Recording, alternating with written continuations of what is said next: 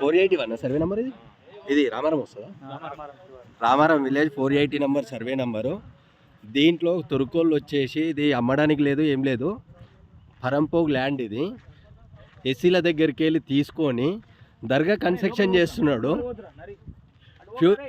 Future దీన్ని వక్ బోర్డులు వేసినా కానీ రామారం ప్రజలు మొత్తం ఆగమయ్యే పరిస్థితి తీసుకొస్తున్నారు. ఈ గవర్నమెంట్ వీళ్ళకి పర్మిషన్లు ఎట్లిస్తుంది? అసలు ఇది ఏమనుకుంటున్నారో